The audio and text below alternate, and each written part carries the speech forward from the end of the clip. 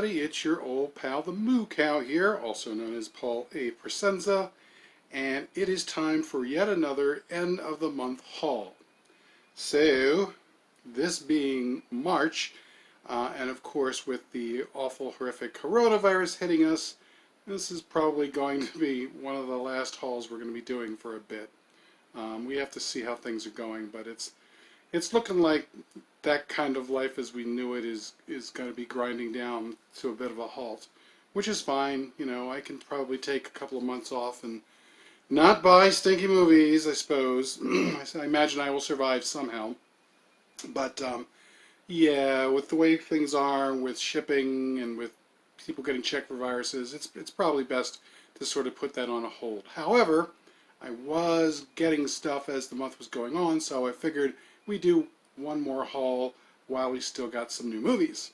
So, we'll begin with the Blu-rays. And I brought my glasses, and I got the monkey. So, first off, I thought I'd start to fill in a few holes, and I found a few cheap Blu-rays. These are movies that are really, really, really good. Not necessarily ones that are going to improve on the Blu-ray, but, you know, who knows. I like them, and they're worth getting. So, the first one is classic Martin Scorsese, Goodfellas. Always gotta like this movie. This one actually has two commentaries with the cast and crew, and a number of documentaries, and a bunch of stuff. So it's not a stripper, and this should be pretty good. The next Blu-ray is another hole in the collection that I thought I'd get. It was cheap. It was $5, and it's a Clint Eastwood Western, Hang 'em High, and I believe this one is something of a stripper. Yeah, there's really nothing to it. It's just the film. But, and even the Westerns go, I wouldn't say that this is one of Clint Eastwood's best films, but, you know, it's still kind of cool. Who doesn't love a Clint Eastwood Western? Then I did manage to get take part in the Criterion pop-up sale where they had a buy one get one. It's either buy one get one free or 50% off or something like that. But I bought two films. First one is a movie I have loved for a long time. I've been waiting for a long time to get on Blu-ray, and that is John Sayles' Matewan. And for those of you who remember, we actually covered Matewan already on Film Freaks. And had I known it was coming out on Blu-ray on Criterion, I would have waited, and we could have done this on Criterion Watch. But you know, that's okay. Maybe someday. But this is the full-blown 1987 133-minute color version with all kinds of great stuff. It's a 4K digital transfer, supervised by John Sayles himself, auto commentary featuring John Sayles and Hasker Wexel, a number of documentaries, interviews, production designs, essays, all kinds of great stuff. So if you're a John Sayles fan, if you're a Matewan fan, and you really should be, you definitely need to go out and get this film. It's fabulous, absolutely fabulous. One of my favorite movies of all time. And then for Criterion movie number 2, I ended up getting a classic 1961 horror film called The Innocents, which is sort of a ghost stories. It's Jack Clayton, and it's 100 minutes, black and white, and it's got, let's see here, it has a number of different things here. The 4K restoration, an introduction by Christopher Frayling, audio commentary by him as well, a number of different interviews, a new piece on making of the film, feature interviews, all different kinds of stuff. So once again, this is a really cool movie. This is a sort of a ghost story, probably Deborah Kerr's biggest and best movie. Hopefully we may end up doing this on either Forgotten Horror Classics or on Criterion Collection. We'll have to see, but it's as ghost stories go, it's fairly frightening and really, really well done. So check that out. So next we move on to the DVDs, and so this section of DVDs are DVDs that I got fairly cheap, and they're not really stinkers. They're more like filling in gaps in some of my movie collections that I didn't have for fairly decent films. So first one we have here is, of course, Mother, which is Jennifer Lawrence and Javier Bardem and I'm really a big fan of Darren Aronofsky, so I wanted to see this. I've heard a lot of good things. I've heard a few bad things as well, but on the whole, I usually end up leaning towards Darren Aronofsky, so thought I'd give that a try. And it was cheap. Same thing with this next film, another cheapie, Annihilation with Natalie Portman. It also has a number of other folks in there, Oscar Isaacs, and I can't even tell who else is in there, but I remember seeing this and seeing the previews, and I know the book was actually pretty cool, so this is one that I've been wanting to get. And again, it was cheap. It was like $3. So you can't beat that. Next is a movie that I liked and saw on, not on YouTube, but on TV somewhere. I forget exactly where. It's probably on Netflix. And I finally found it inexpensively. It was $1 for myself, and it is Snowpiercer. And as it turns out, that is Bong Joon-ho. So yeah, how about that? And Tilda Swanson's in there, and Jamie Bell, and Ewan Bremer, Ed Harris, and we all know about this one. It's the weird train in the snow, and pretty cool. So I thought I'd get it.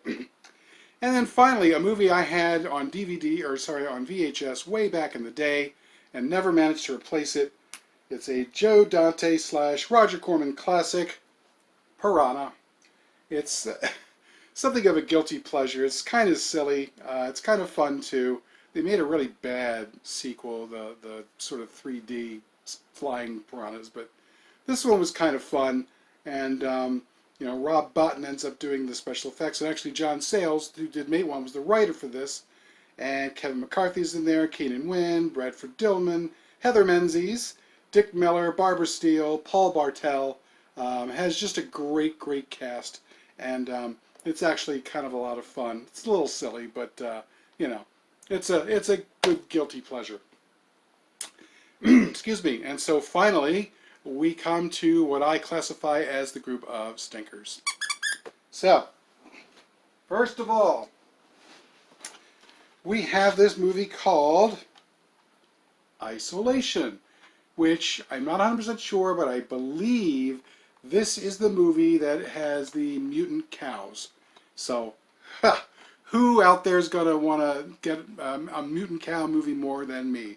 There's probably no one in the world. Directed by Shane Dax Taylor, with Luke Marbley, Tricia Helfer, whom I always love, and a few other folks. So yeah, this could be very cool. Looking forward to it.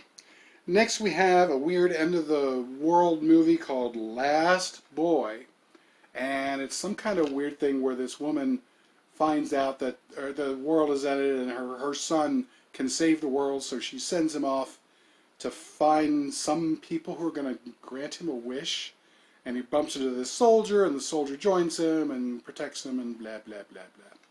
So, I don't know. Seems kind of weird. It's Luke Goss, Flynn Allen, and Peter Guinness. Matilda Freeman, Jennifer Scott. I don't know. We'll see. Next, we have a movie from the folks who did Paranormal Activity and Insidious, The Gallows. So, this is going to be yet another one of those found footage movies. And apparently this is about these people who go to high school and they're actors, and 10 years prior, one actor hung himself. And so now everybody's hanging themselves, and there's found footage of them trying to figure it out, and I don't know. Seems silly to me. We shall see. Also from that same group, we have a movie called Mercy. And I don't know a whole lot about this. I think it's a Blumhouse film. And let's see here. Yeah, it is Blumhouse. And let's see. Mark Duplass, Chandler Riggs, Joel Courtney, and Dylan McDermott. Wow. Okay, and directed by Peter Cornwell. So, yeah, supernatural thriller involving family secrets and suspense. Okay, so we'll give that a try and let you know how things are going. And of course, it's just going to get sillier and sillier and worse and worse.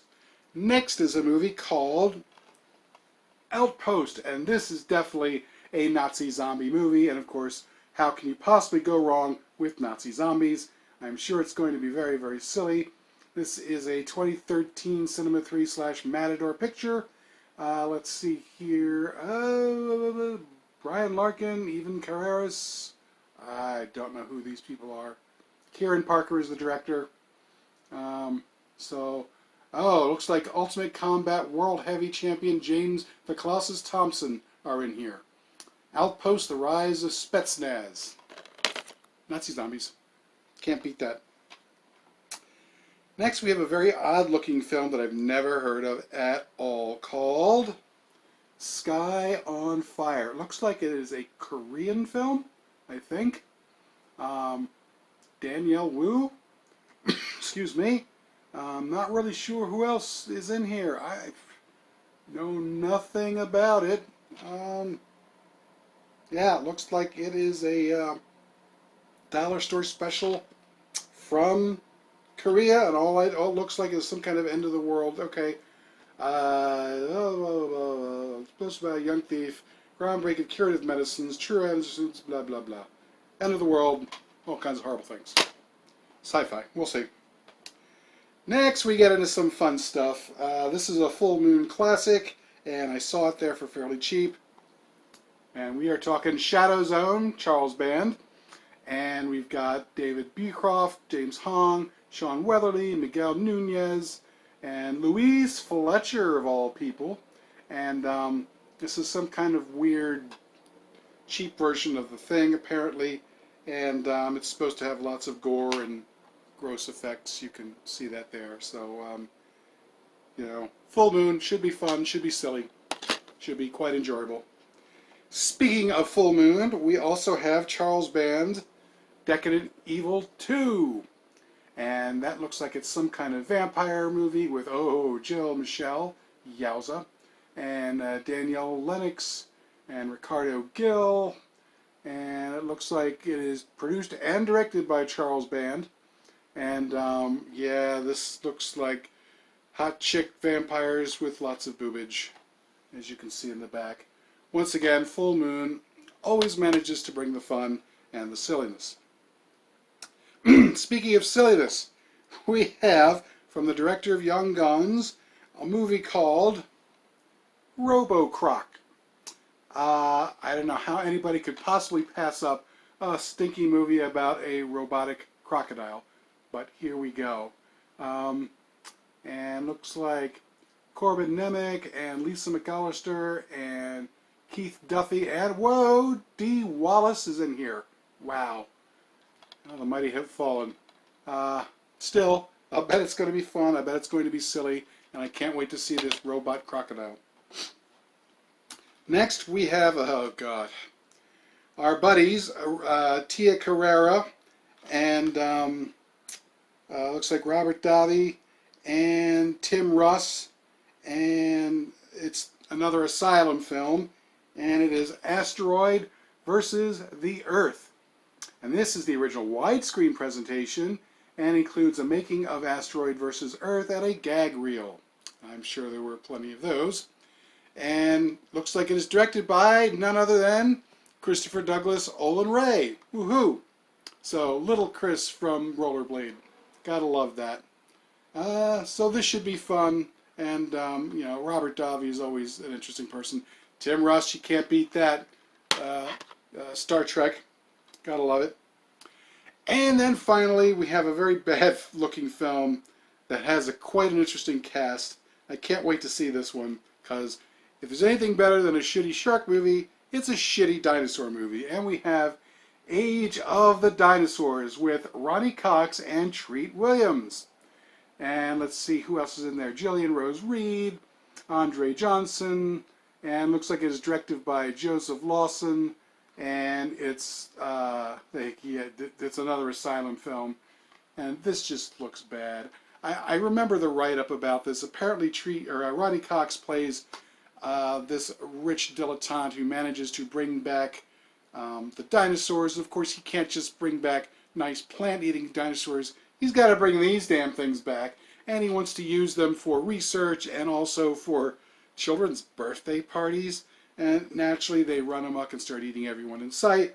And the only thing that can stop them is Treat Williams with a 2x4. How could you not want to see that? So, that is my group of movies, my haul for March 2020. The monkey approves. And like I said, this is probably going to be the last haul video for a bit.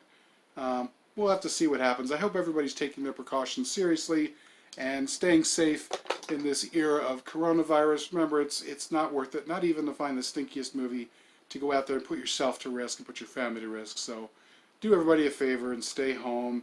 Watch Netflix. Watch your stinky movie collection. My God, I hope you have one. I sure do. And just take care. And you'll see more content coming from Indie Film Cafe and from Jonathan Moody and myself. We'll be putting out some reviews and we'll be putting out all kinds of fun stuff. We're just probably not going to be doing too much by way of haul videos for a while. So thanks for tuning in. I hope you continue to tune in. And we will see you on the flip side. Bye.